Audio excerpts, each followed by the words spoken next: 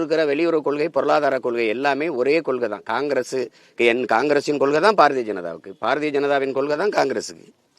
எந்த கொள்கையில மாறுபடுது? உடனே அந்த கட்சியில பழி போடுறீங்க. நீங்க ஆட்சியில் இருக்கும்போது உங்க வெளியுறவு கொள்கை வேறையா இருந்ததா ஐயா?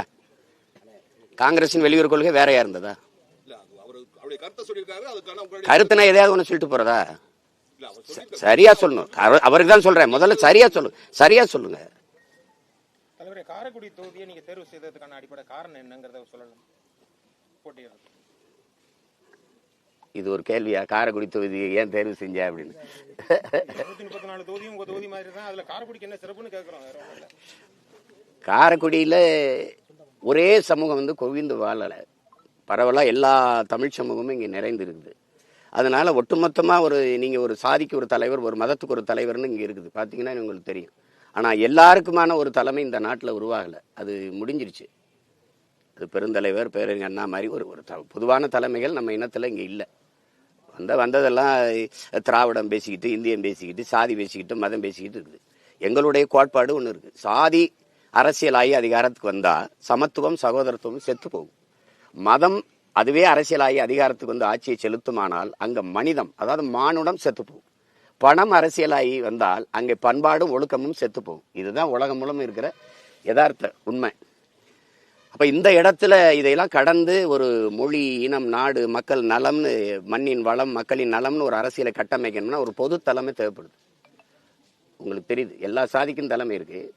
ஆனா உங்கள் மொழி இனத்துக்கு எல்லா சாதிக்கும் சேர்த்து ஒரு தலைமை இருக்கா? யாராவது சொல்லுங்க. அப்புறம் ஒவ்வொரு மதத்துக்கும் கட்சி இருக்கு. ஆனா இங்க மனிதம் பேச கட்சி இருக்கா? என் மலையை அறுத்துக்கிட்டு போறான், ஐயோ என் பூமி தாயின் மாறுன்னு அழுகிறதுக்கு ஒரு குரல் இருக்கா? ஐயோ ஆத்து மணல் அல்லாத அது பூமி தாயின் ரத்த நாளங்கள் அவன் நரம்பு அறுக்காதேன்னு பேச ஒரு குரல் இருக்கா? அப்போ அதுக்கு ஒரு குரல். அது என் சொந்த மண்ணிலிருந்து, என் தாய் நிலத்திலிருந்து நான் வென்று போகணும் அப்படின்னு நினைக்கிறேன். இந்த மண்ணிலிருந்து வந்த ஒரு மகன் உலக பொதுமைக்கு ஒரு அரசியலை எடுத்து வச்சான்னு ஒரு வரலாறை பதிவு செய்யணும்னு நினைக்கிறேன். அதுக்கு தான் உங்களுக்கு இந்த நிலத்தை தேர்வு செய்து சொல்றது. அப்புறம் எங்க கட்சிக்கு அதிகப்படியா வாக்குகளை செலுத்தின தொகுதிகள் இருக்குது. அதுல காரைக்குடி, சிவகங்கை, உங்களுக்கு தெரியும், ராஜபாளையம், இப்படி தென்காசி, பல தொகுதிகள் இருக்குது. அது ஒட்டப்பிடாரம், இந்த மாதிரி பல தொகுதிகள் எங்களுக்கு அதிகப்படியான வாக்குகளை தந்தது. 31 தொகுதிகள் இருக்கு. அதுல காரைக்குடியும் முதலிடத்துல இருக்கு. அதனால சொந்த மண்ணில் நிற்போம் அப்படின்னு இந்த வாட்டி முடிவு பண்ணி நிக்கிறோம்.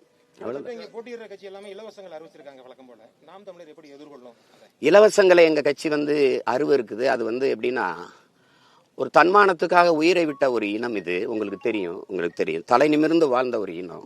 இப்ப எங்க மண்ணில இருக்கிற எங்க பாட்டனே எடுத்துக்கிட்டீங்க, மருதுபாண்டி கொஞ்சம் சமரசம் செஞ்சிருந்தா அவர் ஆட்சியை நடத்தி வாழ்ந்திருக்கலாம். ஆனா மானமா உயிரா ஆட்சியான்னு பார்க்கும்போது மானத்தை விட உயிர் ஒன்றும் பெருசு இல்லை. நம்ம சரணடைஞ்சு வாழ்றதுக்கு சண்டையிட்டு சாகலாம்னு போராடி தூக்குல தொங்கின பரம்பரையில வந்தவங்க நாங்க. அப்படி இருக்கும்போது இங்க தன்மானம் தான் பெருசு.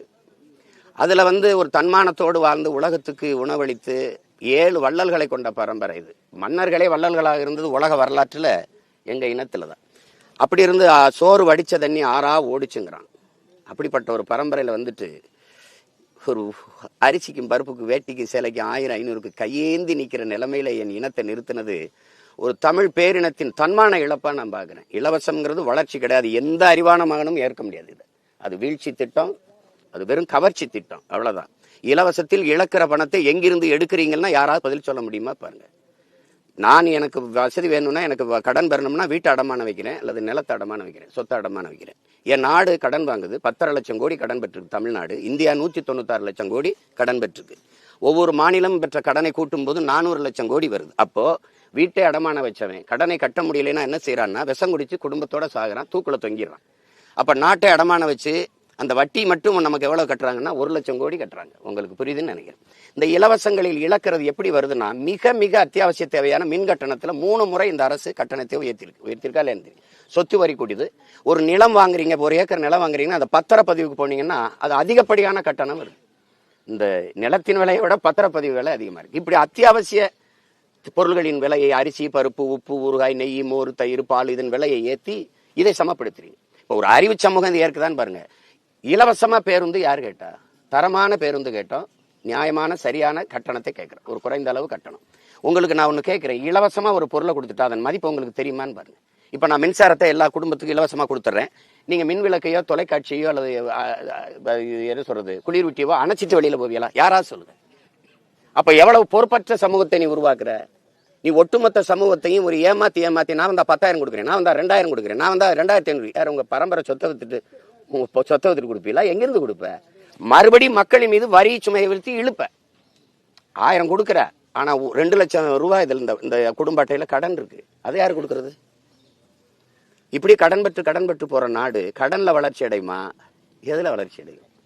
அப்ப அதை நாங்க ஏற்கல, அதை எதிர்க்கிறோம். நாங்க என்ன சொல்றோம்னா, படிக்க தரமான சரியான சமமான கல்வி கொடுக்குறோம் என் பிள்ளைகளுக்கு, படிப்புக்கேற்ற வேலை கொடுக்குறோம், வேலைக்கேற்ற சம்பளம் கொடுக்குறோம், அதை கொண்டு வாழ்கிற பெருமை மிக்க வாழ்வை கொடுக்குறோம், பார்க்க நல்ல மருத்துவம் கொடுக்குறோம், சரியா சமமா தரமா கொடுக்குறோம், பயணிக்க நல்ல பாதை கொடுக்குறோம், சரியான போக்குவரத்து கொடுக்குறோம், தடையில்லாத மின்சாரத்தை நாங்களே உற்பத்தி மாற்று மின்பெருக்கத்துக்கு அதெல்லாம் நான் திட்டம் சொல்லுவேன் எப்படி செய்ய போறேன்னு கொடுக்குறோம். இப்போ இந்த எரிகாற்றுக்கெல்லாம் பெரிதொருத்தனை சார வேண்டியதில்லை. நான் உலகத்துக்கு ஏற்றுமதி செய்கிறேங்கிறேன். என்னோட ஆடு மாட்டு கழிவுலை, மக்கிய இலதலை கழிவுலை நான் அந்த உயிர் காற்று இந்த எரிகாற்றை பயோகேஸை எவ்வளவு வேணாலும் தயாரிச்சிக்க முடியும். உங்களுக்கு தெரியும், உலக நாடுகள் பல நாடுகள் செய்து நான் செய்கிறேன்ற நீங்கள் சிரிக்கிறீங்க. உங்களுக்கு புரியலைன்னா அது ஒன்றும் பண்ண முடியாது. அப்போ அந்த மாதிரி ஒவ்வொன்றிலையும் நான் மாற்ற கொடுக்குறேன், நான் தர்றேங்கிறேன். தூய குடிநீரை என் மக்களுக்கு விலை கொடுத்து வாங்காமல் நல்ல குடிநீரை நானே கொடுத்துட்றேன்றேன். நல்ல காற்று கிடைக்க செய்கிறேன். நஞ்சில்லாத உணவை உங்களுக்கு நானே விளைய வச்சு தரேன். இதெல்லாம் தான் நான் இலவசமாக தர முடியும். நீங்கள் அதை விட்டுட்டு வேட்டி சேலை ஒரு அடிப்படை தேவையை கூட நிறைவேற்றிக் கொள்ள முடியாத ஏழ்மை வறுமை நிலை. ஒரு மின்விசிறி அவன் வாங்கிக்கலாம், ஒரு மிதிவண்டியை வாங்கிக்கலாம், அரிசி வாங்கிக்கலாம், வேட்டி சேலை வாங்கிக்கலாம். நான் ஒரு கேள்வியை கேட்குறேன். அரைப்பவன் ஒருவன் தாலி வாங்கி கூட, தாலிக்கு தங்க வாங்கி கூட ஒரு பொண்ணு கழுத்தில் கட்ட முடியாத ஒருத்தன் அந்த பிள்ளைய கடைசி வர வச்சு வாழுவான்னு நீங்கள் நம்புனீங்கன்னா இது எப்படி சொல்லுங்க? ஒருவன் தாலி கூட வாங்கி கட்ட முடியாத ஒரு வக்கற்றவன் எப்படா பிள்ளைய வச்சு வாழுவ? தாலி கொடுத்துருவோரு, அப்புறம் மோதிரம் கொடுத்துருவிய, அப்புறம் என்னதான் சொல்லுவீங்க? அப்புறம் டவுசர்.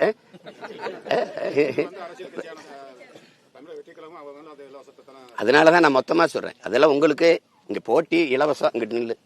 இலவசம் பெற வேண்டிய ஏழ்மை வறுமை நிலையில இல்லாத வாழ்க்கை தரத்தை உயர்த்துவேன் மகன்கிறேன். இது வேணா என் பக்கம் நில்லு.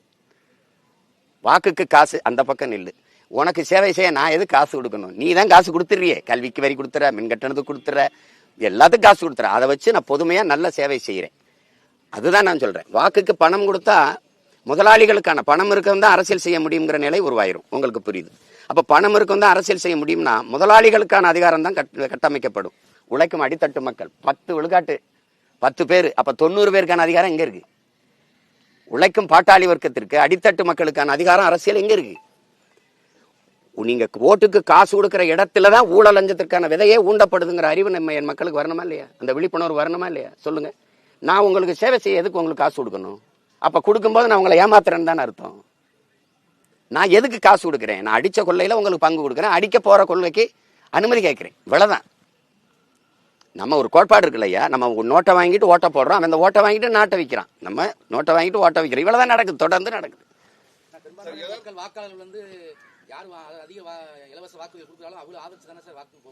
அதுதான் அதை மாத்தணும். அதை மாத்தணும். நீங்க அப்படி பேச, நீங்க மாறிக்கொண்டு, நீங்க அப்படி ஒட்டுமொத்தமா தம்பி, ஒட்டுமொத்தமா நீங்க அப்படி மக்கள் மீது பழியை போடுறதுன்னு நிறுத்தணும்.